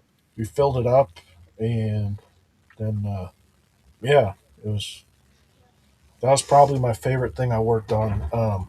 You want to know something about that cross? First of Huh, all, they have a bench up there now, and I would go up there sometimes, and I would sing "Old Rugged Cross." So really, that's interesting. That this praise God. swear that's so interesting. But also, that bench and that cross is where I courted Krista when she first came to volunteer there. Really, Yeah, so that's pretty special. I didn't know that you were the guy who helped do that. yeah, it was a very humbling experience, and when the Holy Spirit just overwhelms you and you just feel the tears come on. That happened several times dragging that thing up there, and I never actually finished the thing because I wanted to take some of the barge rope that we had and kind of wrap, the cross beam on it and whatnot. And never ended up doing that, but it's fine, I guess, the way it is. Now you got to actually return to Dal this year for Creation Boot Camp. Did you Yeah. ever think that you would be a speaker at one of the Creation Boot Camps? A few years ago, I hoped to do it. I wanted to. Um, Honestly, this year, so he usually has the boot camp around the July 4th weekend, but I guess he forgot or something. And around the July 4th, I was like, Doc, are you going to do the boot camp? He's like, no, we were thinking. He's like, well, I guess I forgot. Maybe we should. And then I was watching his program like a week or two later, and he was announcing it. And then I started asking. I was like, Doc, do you have people set up yet? Like, I would like to go down there and do it. And he invited me to do it. Um, that was quite a blessing. You Um, know why it really didn't almost happen? uh, So it was like 3 or 4 weeks, maybe 5 weeks before it typically was in July. yeah, And then we all of a sudden thought about it, and we had just planned that Noah's Ark debate. And me and Joseph, we were going to try to hype it up real big and make that like a premier event. And then we even started planning with that being the replacement for the Dow Boot Camp this year, because we were planning for it to be such a success. And then, as you know, it kind of fell through, and Doc got distracted with getting that big crab you helped with. And then I guess they did decide to throw it together, last minute. And honestly, I think it turned out to be a great boot camp. yeah. That was amazing. How a lot of people just showed up at the last minute. Um, Now the overall turnout, so the very first boot camp he had, we had like 300 people on the property. I mean, there were tents everywhere. Um, and we had this the guy Thomas who also bought Cindy's cabin from her. You know, had a something up in Wisconsin. I don't remember, but showed up with a 53-foot trailer, a refrigerated trailer full of food to give out to the community and give out to the people. That the first one I think was the best boot camp we had. Well, it depends. You can argue some of them later. We had some really good fireworks displays, but um, the overall, turnout of volunteers and guests, was low this year, a lot lower than I think it should have been. I'm guessing because they didn't advertise it like they usually do starting in January. Um, Yeah, I know Joseph was a little upset about it because, he was the one planning it, and he did not have a lot of notice this year. So it's a miracle that it turned out as great as it did. well, and Joseph, works his tail off also, so Oh, always. two hardest working people on the property, Kent Hovind and Joseph Shackelford. Yeah, yeah, yeah. Man, talking about this place makes me miss it. Makes me want to go down there and spend a few more months down there.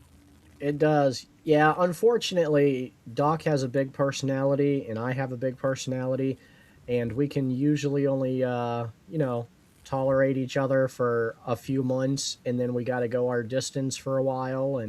But Yeah, I'm about to the point where I would love to go help for another few days or help for a week. And I know what you mean. You do get to missing it. I remember this last time I left, I cried like a baby.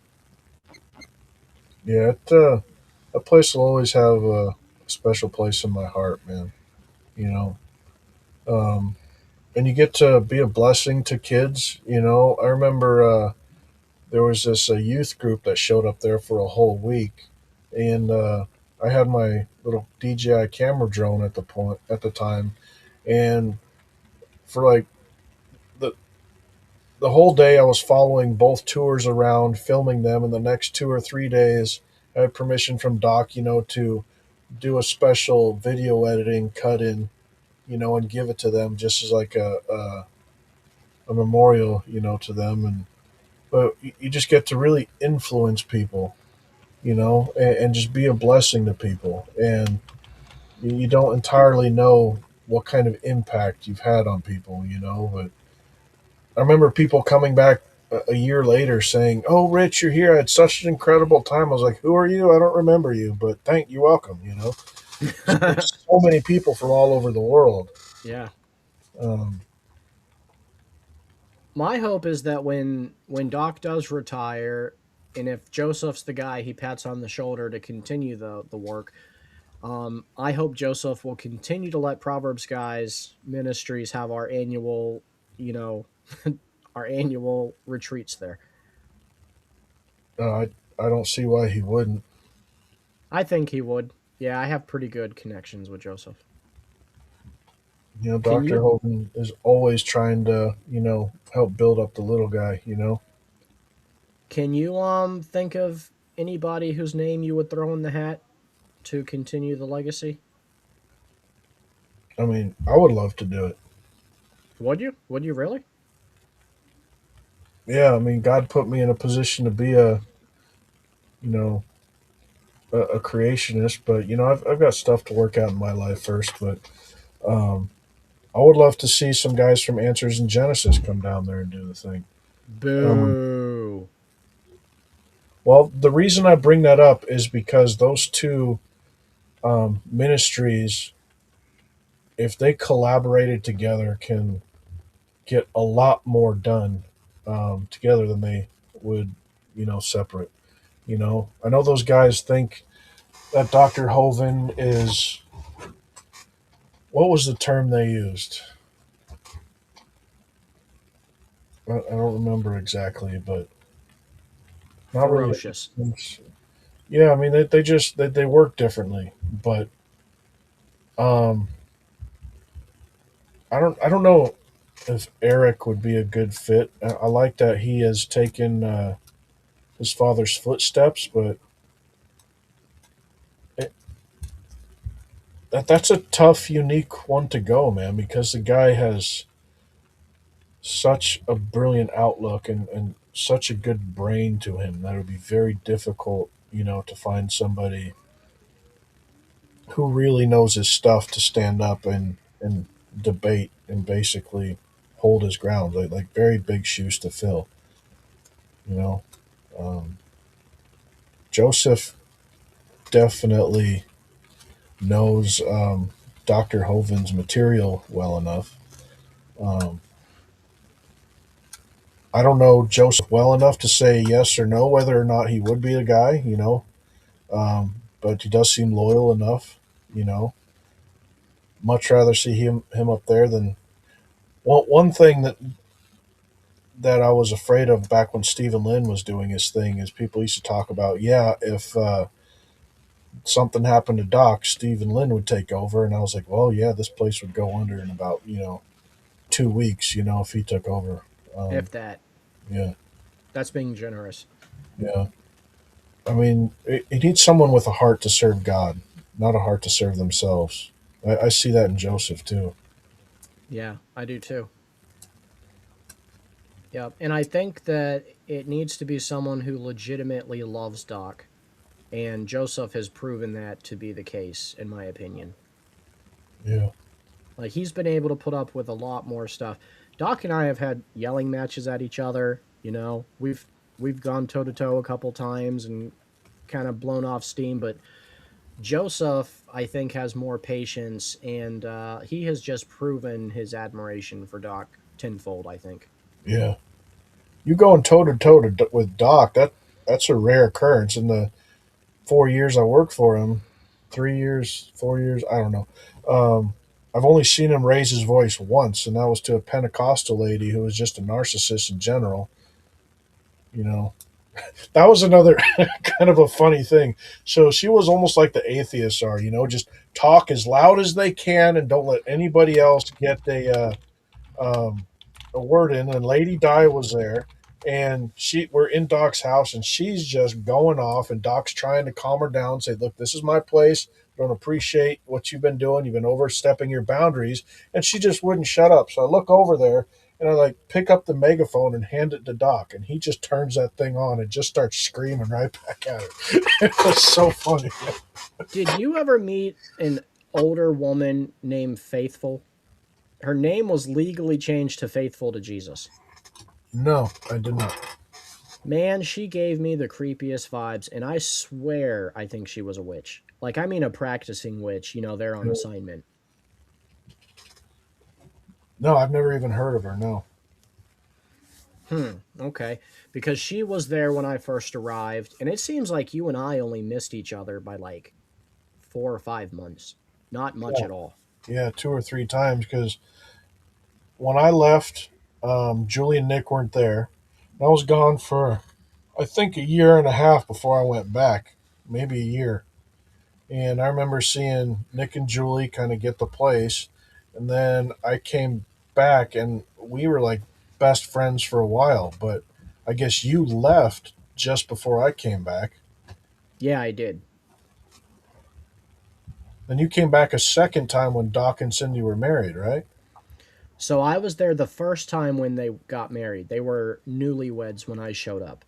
And then I left about 5 months after being there. And we originally were still working on the property, but living off property. Because we didn't want to be that much under Doc's thumb, you know? Yeah. And then it worked for a little bit. And then we just fell out and I got irritated with him and wasn't happy about the way Dow was being ran. But to be fair, my complaints were more about things that Steve Lynn was up to than what Kent Hovind was doing. But Yeah. I was taking my anger out on Kent because, he's the man in charge. I think so. Steve Lynn, I guess, must have been kicked out of there beforehand because that's how Nick got the tech spot. Well, no, when I got there, okay, so Steve Lynn replaced Theo. Okay, I'd never met Theo. So Theo was the original tech guy after it had opened up in 2016. My wife was one of the first ones on the property, and she knew all these people. And Theo left because of disagreements with Doc. Steve ended up coming in and doing tech for a while. And then, oh, you know what? First, you're right. It was Nick. Nick took over for Theo. He wasn't there long. And then Steve took over from Nick. But Julie was still there, and Julie was the head secretary and pretty much ran the place. Julie, Steve Lynn, and Doc. Those were like the three at the top, Right, right. which now you would have Doc, Joseph, and Bobby. Yeah, yeah, It's yeah. crazy how the hierarchy there changes. Well, God'll take people out and put people in. That's what he always prays, or Dr. Hovind always prays, like, Lord, bring in the people you want, take out the people you don't want. And that's why he's so open, because he believes that God's sending everybody, even the wicked atheists who do dumb stuff there. Shoot, that's how I got kicked out the first time. There was one kid who was there who I knew wasn't there for the ministry and who was sent there to do something, and I confronted him, and we almost got in a fist fight. And then I pissed off. One of those bad days, I threatened him, and he Wait, talked. who'd you threaten? You know what? Who'd you threaten? This kid Tim. Okay, I know who you're talking about.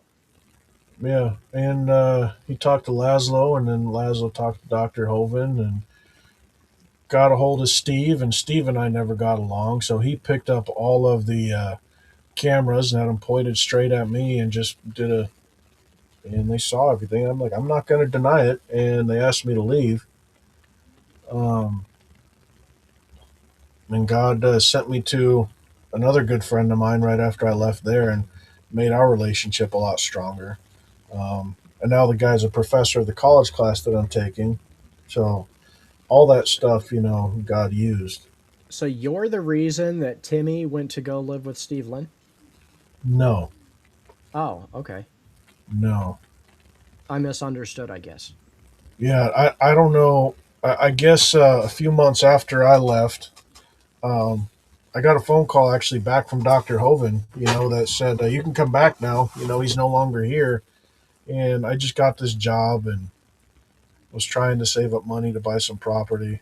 And I was just kind of bitter for a little bit because my pride really got hurt. You know, and it was just so sudden that I was asked to leave. But I understand, after I put my pride down and realized, look, it was my fault and I was out of place. I ended up going down there to visit and ended up hanging up the 18 wheeler for a while and moved back down there full time. And yeah, the last time I was there before boot camp was probably the best time there. I got to know Rex and Dee and some incredible people. Kevin. I'm thinking, first of all, I wish you and I had been in communication when I did the documentary for Doc, I'm Asking Kent Hovind. And I haven't talked it over with my wife in great detail yet, or Doc, so I don't even know if he would want any part in it, but I would love to do another documentary, um, kind of like Unmasking Dinosaur Adventureland. And it would be more about the workers and what they go through every day. And I want to be right there with the camera while they're sweating when it's 98 degrees at 3 a.m. And they're frustrated. Like, I want to show the reality of what these people give up in the life that they've chosen to live to help win souls. When you say give up, I mean, you're just giving up the normal work of the world, to just go do the skills that God has given you, or do the skills that God wants you to learn. I mean, I had no clue my experience would be that incredible when I first went down there. You know, it's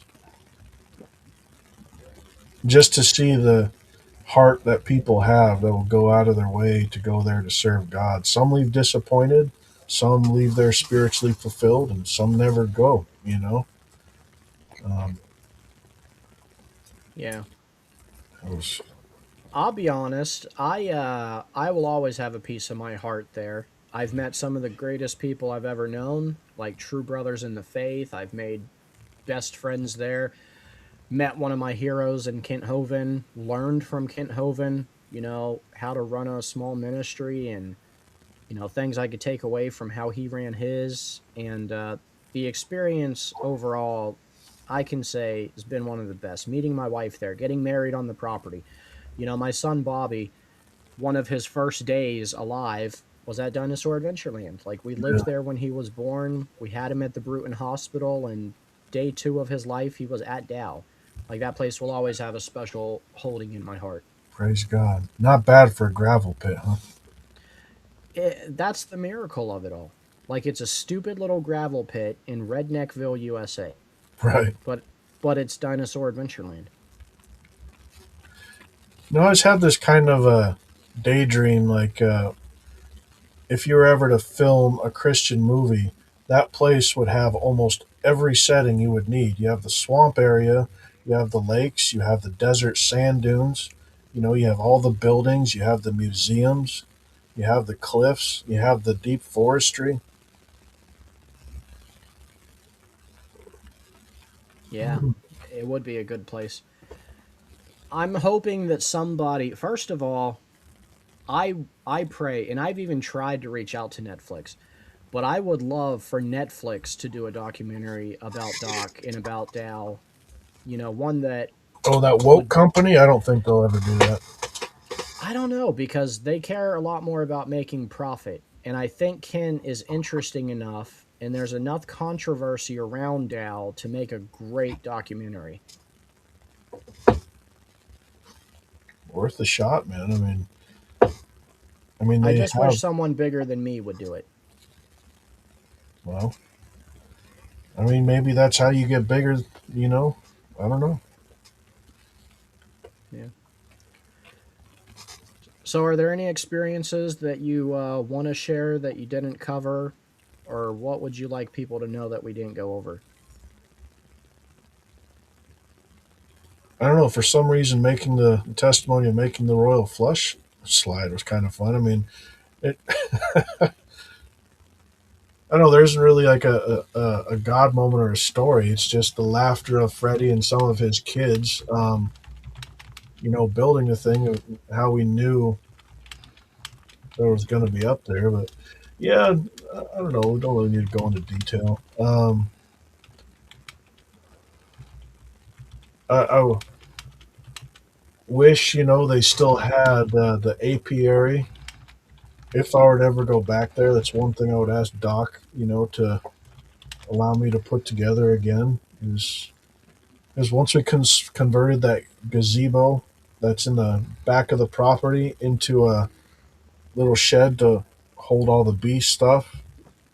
After the Mathis family left, it just kind of stayed there and kind of went to waste. It would make a nice little cabin for somebody if they don't do that. Um, I don't know. After all your time working there, and the ups and the downs, the spiritual warfare, the making close friendships with Mark Stoney, and then becoming one of his public enemies, all the ups and downs, do you think the life of a Dow volunteer, or AKA the crew, do you think it's worth it? 100% yes. That place changed my life for the better. God already had planned for me to go down there and be a part of that ministry. And I felt from like day one that I belonged there. You know, that place is a part of me. I'm still tempted to this day when I struggle with some of the issues with my business and some of the way things are out here. I want to go back there just because it seems like a little simpler life. But if you go down there to do a full time thing, you're kind of a volunteer, right? But if you get picked up on staff, it is for a lesser wage, than you're probably expected to receive for your skills. And it's not really a place you could get ahead financially at, right? Um, so I still have goals, to save up for certain things, and I need that money to do so. And that's just one thing that I can't really get while I'm at, Dinosaur Adventureland, Um, but you don't go down there for the money. You go down there, I guess, to do work, for heaven, and you can't put a price on that. Um, Mod in the comments wants to know, did you meet Mark? So if you want to kind of explain your relationship and your thoughts on Mark, that's good. And then I'm going to tell you, how I would run Dow a little differently. And then I would like your closing perspective to be how, if you were tapped on the shoulder, you would run Dow. Okay. But what about Mark? What do you think of Mark, and how has your perspective changed? I remember. I don't remember if Mark's parents came on there. I think Mark said the story is like, oh, he found out about this place, Dinosaur Adventureland, and went down there with his adorable little 4-year-old girl, Mackenzie, who was just, one of the sweetest little kids you ever meet, right? And we just had a lot in common, and every now and then you'll meet someone you just click with right away. He was one of those people. I mean, we were like close brothers right away. And he stayed there for several months. I don't remember exactly how long, but he stepped away for a minute, and then his parents, looked up Dinosaur Adventureland and believed all of the atheist stuff that Mark took their granddaughter to a little cult and all this stuff, and immediately, I guess, tried to get full custody of the granddaughter because they were in quotes worried for her safety. And then Mark came back after they got custody and was just in a panic and just a broken man. And, I felt bad for him. He stayed there for a few months and then again, we became close friends, right? And then he decided, and I kind of encouraged him to do it. If that kid is your most important thing, then you need to do whatever it takes to get her back.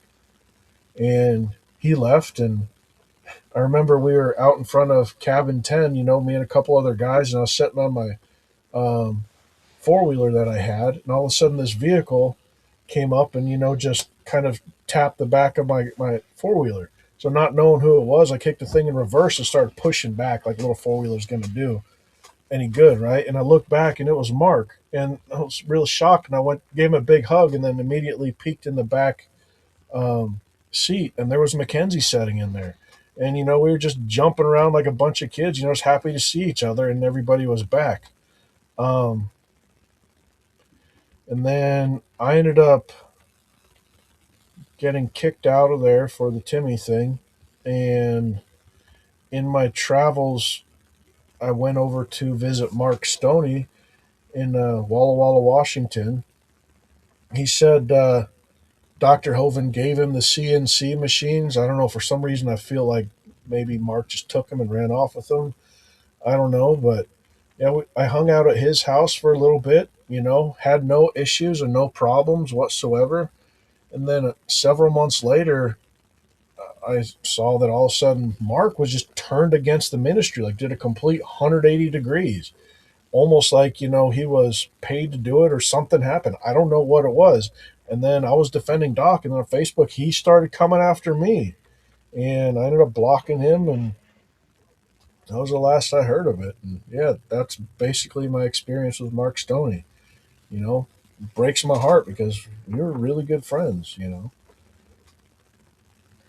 So if I got a call and Doc for some reason told me there was literally no one else and he wanted me to run that place, I think first of all, I don't know one personality that's big enough to replace Kent. Like, you would need strong leadership to replace it.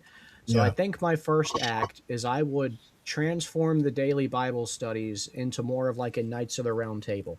I'd have a couple creationists like you and Joseph and Dan, and I would have us sitting around a table and we'd do Bible studies together. We'd take questions from the audience that way. I would make it mandatory for families to spend time together on their days off. Like, absolutely no working on off days. Yeah. Like, none at all. That I would be Yeah. a stickler for that.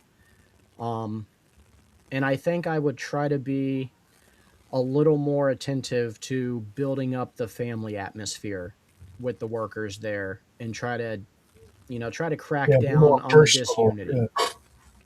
Doc's Yeah, not really a family man. he's not. But, I guess you can't have every great quality, and he is, in my opinion, the greatest creationist of our time. Yeah. Hands down. All right, so if if I told him I couldn't do it, my wife told me no, and he called you up and wanted to tap you on the shoulder, how would you run, Dale? Well, one of the first things I'd do is Dr. Hovind had this vision of something that I guess slipped his mind, or he wanted to scatter throughout the property more little cabins for volunteers. Well, they had like different themes. Like this would be like the igloo thing where you'd have like your Eskimo theme and your penguins, and have that specific cabin have its own specific lesson. Then you'd have your desert theme, and you'd have, your jungle theme. You have all these little cabins based on, the way um, different people live in this world, kind of like, your safari thing. Like, oh, I want to stay in the safari house, the igloo house, and all that stuff. I would add a bunch more lake cabins. There's so much that I would do to that lake you wouldn't believe. I try to make the place more self efficient. I would try to fill some of the sand dunes with solar panels. Geez, you know, never really thought about it. I definitely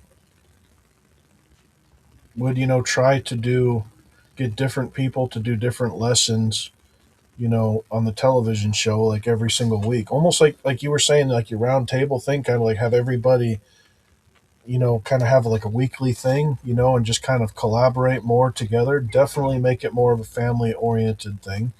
Um, yeah, but just try to keep the thing going you know, as a free, place that you can learn about,